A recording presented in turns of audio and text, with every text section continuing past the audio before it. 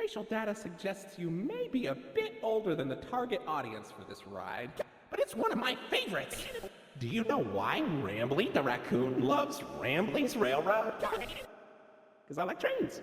Oh, thank God. I thought he was going to say he loves to get railed, which is not something that I would need to know about.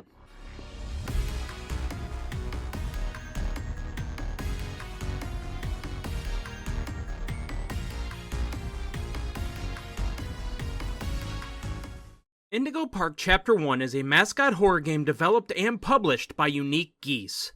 The game takes place in an abandoned amusement park called Indigo Park, and you are tasked with restoring power to the park as you try to figure out the reason why the park was shut down in the first place.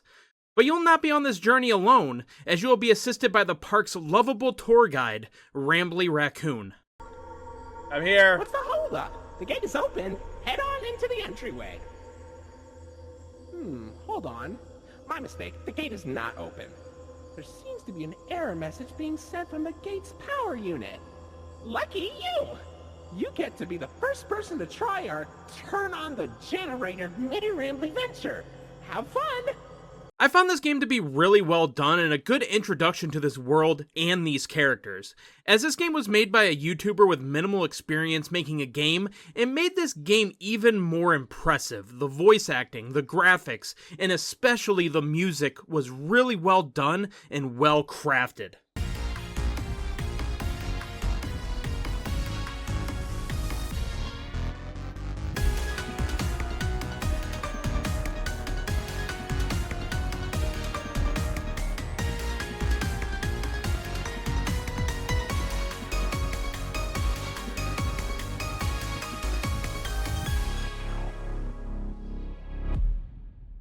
The game is just an introduction to what is hoped to be a series, and just like all Chapter 1s and mascot horror games before it, like Garten of Banban and Poppy Playtime, this chapter is free. The game will take you about 45 minutes to an hour to complete with attention to detail all the way through, and to get that for free is very rare nowadays. Even though I'm sure it wasn't the cheapest game to make, I can respect Unique Geese giving every player who wants to play it a chance to play it without having to worry about how much it costs. The game does have puzzles in it, and most of them are rather simplistic, but that's usually how it goes in these introduction games, and then they get harder as the series goes on. You will do things such as finding missing cogwheels to put on their pedestals, finding symbols that you will use as a code to open doors, and other things like that. All very simple things, and I do wish that there were some harder puzzles in the game to add more challenge. But what was here was good, and I'm sure they are going to get harder as the series goes on. But while the puzzles could have been harder, where the game makes up for it is the atmosphere. This game has incredible atmosphere all the way through. From the train ride where Rambly takes you on a tour and introduces you to characters, to the play area where there are a lot of color and trampolines to jump around on, the atmosphere is just what this game does best, in my opinion.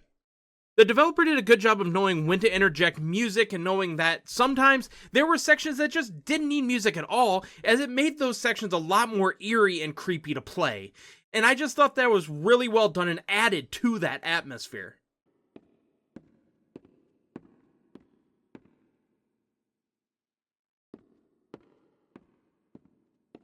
Just making my way. Luckily there's not a long line. Works out in our favor. I like the use of, no, music here. It's always so eerie when you walk up and it's there's, no sound at all. Now, this doesn't mean you just walk around and do puzzles and that's it. There are some mascot characters you will have to deal with or run from with a fun chase sequence to be had. These are a staple of a mascot horror game, and I was happy it was added here, and I think it was very well done, even though sometimes I didn't even realize I was in a chase sequence and I just immediately died.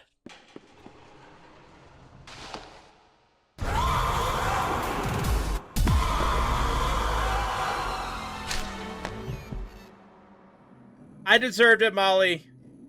Molly can repeat words that she's heard. Don't be fooled. Oh. There was also a minigame in the form of an arcade machine where you play a game, collect strawberries as you find your way to save a character who was kidnapped. I would make sure to go out of your way to play this, as I'm not sure as it's chapter 1, but it feels like there is lore to be found here, and maybe in more than one place. Lore is something I've always loved. It adds so much to a game's story and helps connect the dots for questions that players may have, and that's always a welcome sight.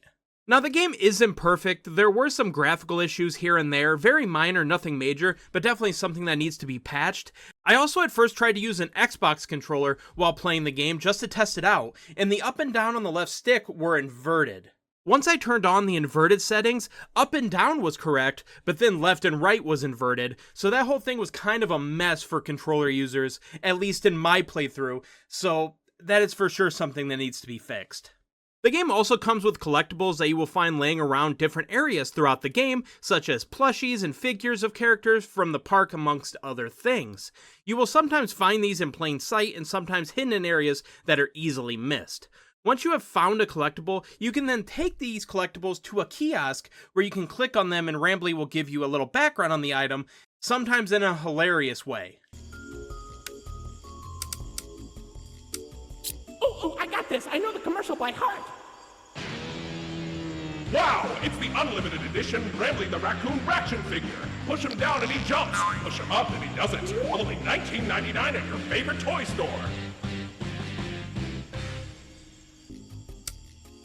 Ooh, that's a Rambly cup. Nothing beats the taste of fresh Rambleberry juice drunk directly out of my plastic, lifeless head. In the end, Indigo Park was a very good indie mascot horror game that I think a lot of first and second time game developers can really take inspiration from, as this really is something to be proud of. While it was rough around the edges and spots, and I'm sure will be fixed in due time, I had a lot of fun with the game and thought it was really well done and a great introduction to this world, and that is why I am giving Indigo Park Chapter 1 an 8 out of 10. With a few tweaks and additions of some more difficult puzzles and maybe some more horror elements, I think this series could be one to really watch out for. I know Unique Geese is doing a Kickstarter for Chapter 2, as I'm sure what they want to do will cost a lot more money to make, and I hope they're able to reach their goal and we are able to see Chapter 2 come to light.